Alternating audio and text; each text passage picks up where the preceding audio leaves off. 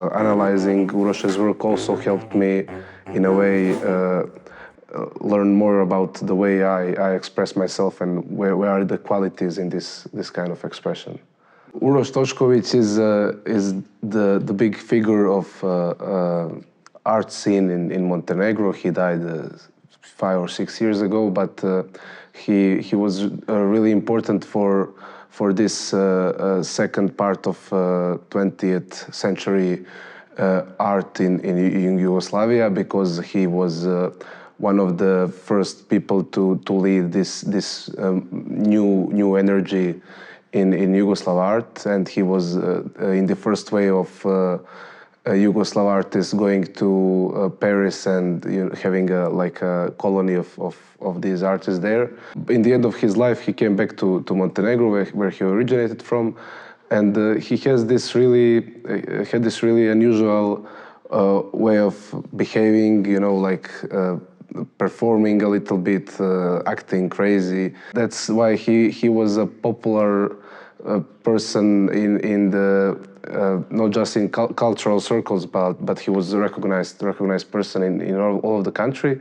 When he died, I thought that there should be some homage to him, because he's not so famous outside of Montenegro.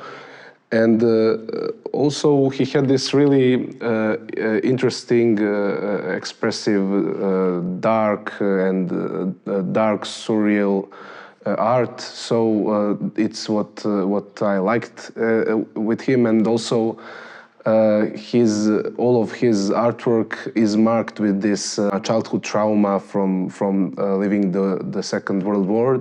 So in a way, the story inspired me to talk about how this childhood in war reflected into all of his later life and later problems in life. The point was to try to connect with the dark atmospheres in his paintings, and as I said, to use these repetitive motifs that are always in his artwork. For example, the soldier, I tried to put these motifs in my film, make them of characters and tell this story, not in like a straight biographical kind of way, but in a little bit poetic, surreal way. The way I do it is I make a drawing, and then I photograph it, and then I erase a little bit, and then draw another detail, and then photograph it again and do it again. So it's a series of these small interventions, so it's like an evolving drawing. And this is also a way to approach the film or the specific scene without knowing what will happen in the end. So I make the first drawing, and then while I'm drawing it, I get inspired on where it should evolve. The text came after through this evolution of drawing. So when I was doing the film, then parallelly I was making this poetic narration. It was a question of balance, how much text do you want to have in it, but I think in the end it's like a right measure, and it's not always following the stuff happening in visually, so it's sometimes a little bit metaphorical, symbolical. Stefan Vuković is the name of the actor, and when we started to do it, first I wanted him to try to be exactly like Uroš Tošković was, but later I realized that it would be too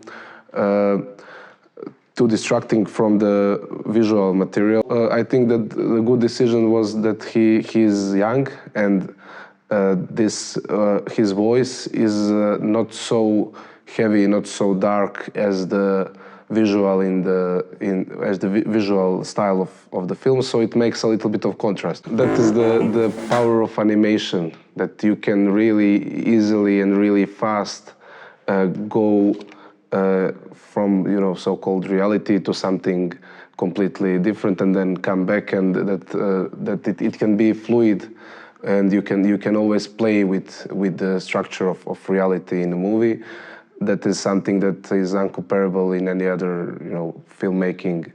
I was using this biographical story to tell a pretty universal story about the art and the power of art and how it helps us find meaning in life and in a way fight this unfair battle with death, you know, because he was saying that he is immortal because his art will make him immortal. So it was interesting for me to deal with this question of immortality. Currently, I'm working on one short documentary which is almost finished. It's in the post-production phase, and it's also about this person living in Montenegro in a really isolated kind of way on an island in an open sea, protecting this island with a small church on it. I'm also doing another short animation, which is something I'm doing with my friend, Montenegrin artist and musician Nemanja Popović, who made a kind of musical Rorschach test. So if you have a visual Rorschach test and then everybody sees something different, he made a audio version of it. I was in Zagreb in Animafest 3 years ago in the Rise and Shine development program, and it was actually where Urosh was developed.